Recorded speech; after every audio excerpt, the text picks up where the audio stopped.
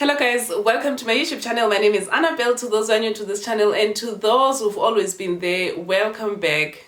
Today's video is going to be a question and answer session because a few weeks back I asked my Instagram followers if they have any issues or topics that they want me to talk about on my YouTube channel, and that post got a few responses and I'm going to answer to all the questions that came through from that post. I'm not going to answer everything. I'm just going to answer 4 because I don't want this video to be too long, and next time on the next video we're going to answer the next questions. So if you don't follow me on Instagram, please go follow me at reallifewithbella, and if you haven't subscribed to my channel, please go subscribe to my channel and hit that notification bell so that you can be notified every time I'm posting something. So let's not waste time, let's start.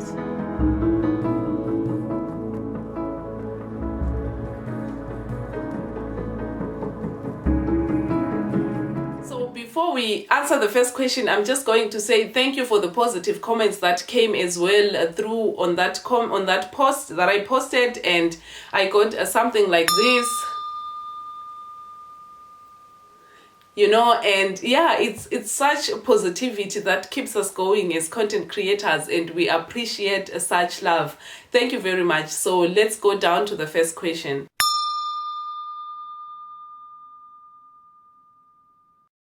If you want to get married to a German guy or to a German woman as a foreigner, the first thing that you have to do is to go to the German government offices that are responsible for marriage, and these offices are called Standesamt. So you go to the Standesamt with your partner, and there they are going to ask you a few questions, and after asking you a few questions, as small questions like where do you live, or do you live together already, or where do you come from, like as the foreigner, where is the foreigner coming from, which country do they come from, and if you already have kids or not, like small questions like that. And after answering those questions, they are going to give you a list of documents that you are supposed to bring before you are allowed to get married. So the documents that you are bringing, for example, would be your birth certificate, a non-marriage certificate, and also your bank statements, among other things.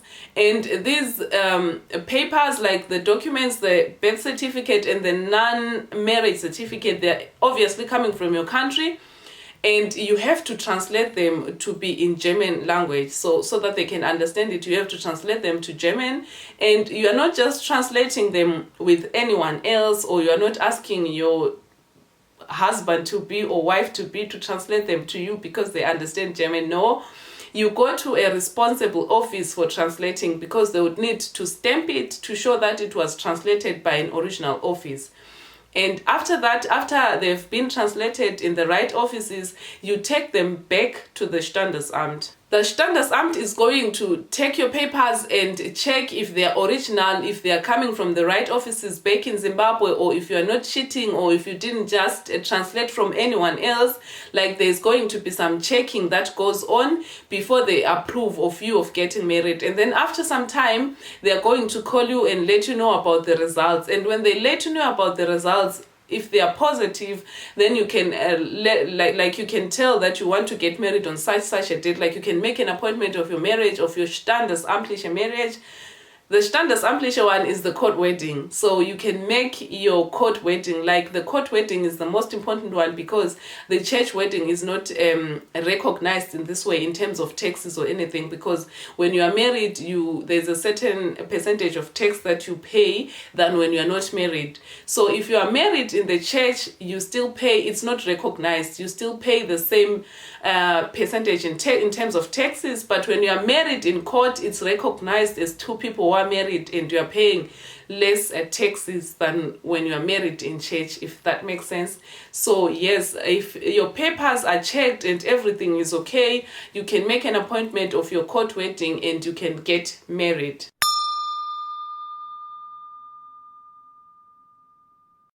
I think getting a job in Germany depends on where you want to work.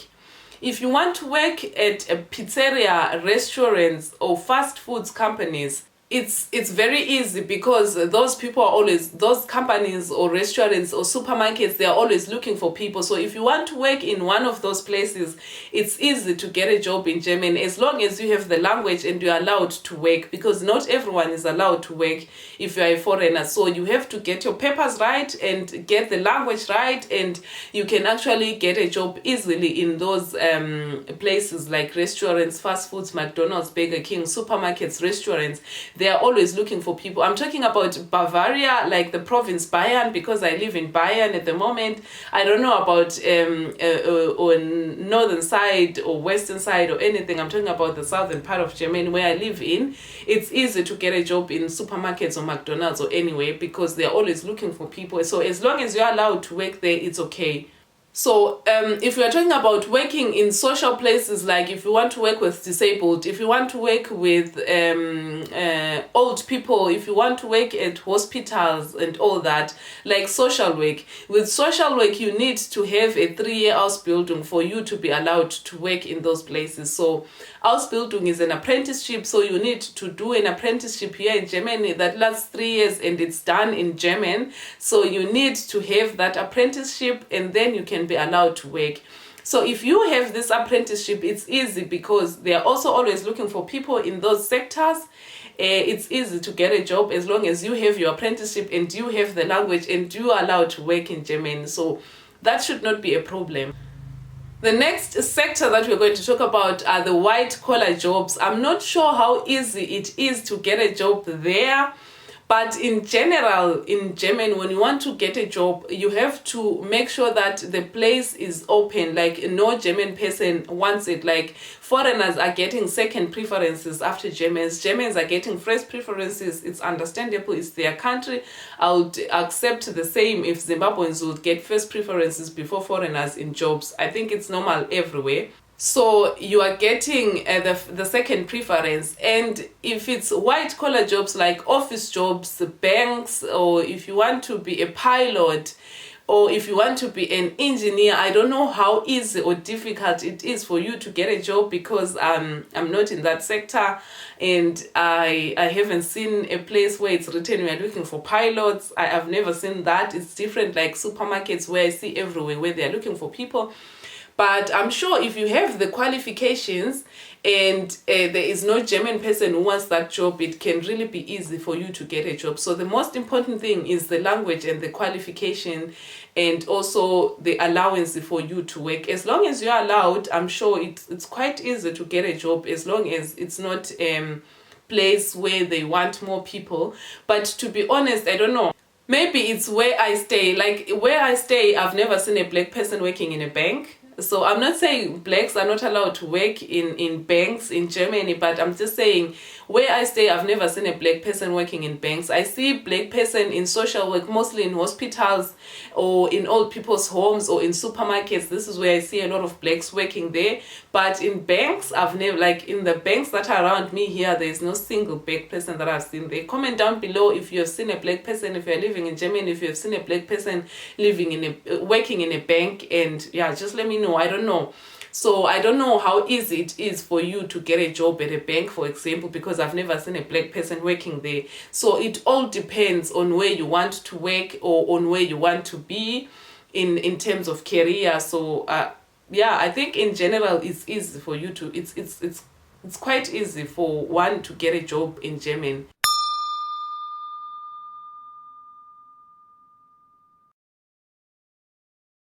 To be honest, there is no proper method for this. For me, it's easy because I have I have school blocks and I have work blocks. Like I have 1 week school and 3 weeks work. Or I have a 2 week school and 2 weeks work. So I can easily separate the two from each other. If I have 2 weeks school, so I know this 2 weeks is for school and then I just concentrate on school. Or I know this 2 weeks is for work, then I just concentrate at work. Like I don't have school in the morning, work in the evening, or work in the morning and school in the evening. No, I don't have that in the same day. So for me, it's actually easy because it's already separated, so I can easily separate the two. But one thing that I would advise you to do if you want to separate it easily is to have a calendar and maybe a notebook I have it as well for YouTube. Like, I write down everything, what's coming, what's going to be filmed in the next 2 weeks or in the next 3 weeks and anything.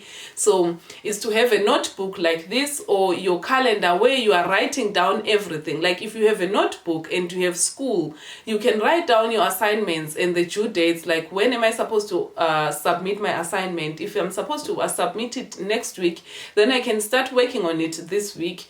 And so I don't really have so much pressure when school comes. And if you have your calendar, you can write down your dates, like when do I have the deadlines at work, what am I supposed to submit, when am I supposed to submit what, like to write down which appointment do I have this week. So it makes things easier. You can plan ahead, you know what's coming. Or to just have to-do list, a weekly to-do list. It doesn't have to be a yearly or a monthly or daily, like a weekly to-do list where you know that this week I have a Tuesday an appointment, I have Thursday a deadline, I have Wednesday nothing, something like that. So you can actually easily plan your stuff. And yeah, I think with the help of writing down or putting down everything, it makes things easier, you know. I used to laugh in the beginning when I went to school the first day, like in a German school, everyone had a calendar, and I was thinking, why is everyone having a calendar? I'm the only one who doesn't have a calendar. Is there anything wrong with me? But I later noticed that the calendar is very good because it helps you to plan ahead. For every assignment or for every test that is coming, you're just writing it down on your calendar and you're just checking down your calendar, and you can just read and know what is coming when, and you can prepare for it. This is what I do to just make sure that my work is not affected, my performance at work is not affected by school, is that I just concentrate on work. When I have work, I concentrate on work. When I have school, I concentrate on school. I don't take my books or my notes to work and try to figure out something because I don't have time to do something. No, school stays at school and work stays at work. Like, I separate the two, like I do a really big separation of the two. I don't take my work problems to school and start trying to figure out during a lesson, what am I going to do with this meeting, or what am I going to do with this problem at work. No, I separate the two. So I think it will be best for you if you can also try to make sure that you separate the two. If you have a school, you just shut down work. If you have work, you just shut down school. Like, to just totally separate the two and plan ahead. I'm sure this is going to help you somehow. I hope this helps, and if not, just let me know. We'll try and figure out some other solutions. Or if anyone who's watching has a solution on how you can actually separate the two, please comment down below and help.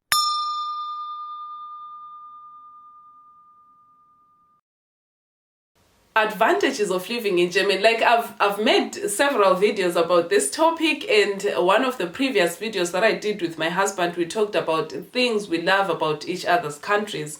So if you check that video, you are going to see more of the things why I love, or the reasons why I love Germany. Right now, I'm just going to talk about it in brief. One thing I love about Germany is the infrastructure. The roads are very, very good. Like, you don't have to worry about potholes or anything, and the schools are for free. Like, you don't have to worry about school fees, paying school fees. You don't pay anything. You are paying a little bit in kindergarten, but when they start school, you don't pay anything. Like, maybe very few, like almost to nothing. It's for free. And when you're at university, you're also paying almost to nothing. The only thing that is expensive about university is the accommodation, where you stay, and maybe your transport and food. This could be expensive, but the school, the university itself, you don't pay. You pay almost nothing. It's nothing. And the other thing I love about Germany is the social insurances. Like, you have the medical insurances. You also have insurances for when you are losing your job, so that you can still get a little bit of money. It's called Arbeitslosgeld. It's the money that you get in case you lose a job. Like, when you are working, you are paying to a certain account so that you are insured when you lose your job, that you are getting money for paying your rentals or anything.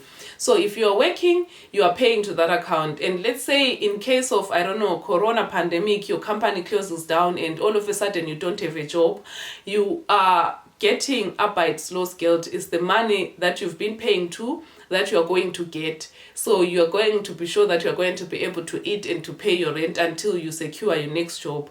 Let's say you are not getting your job until the Arbeitslosgeld is finished. You are still getting something that is called Hartz IV, the money that is given to those who are not working. So there's a lot of security that comes with living in Germany, and the economic is very stable, and like I said before, there are jobs. You are sure that you can get a job somewhere somehow.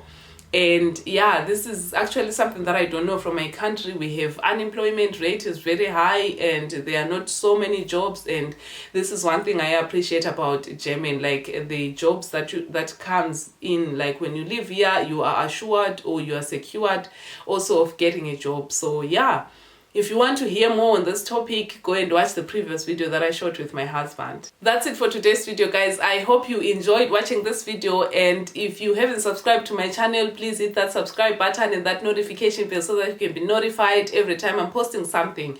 Leave a comment down below, let me know what you think, and yeah, just leave your questions as well if you have questions. And if you feel like your question is private, just follow me on Instagram and talk to me on Instagram. I always answer any questions that comes through. And yeah, I'll see you guys on my next video. Thank you very much for watching, and bye.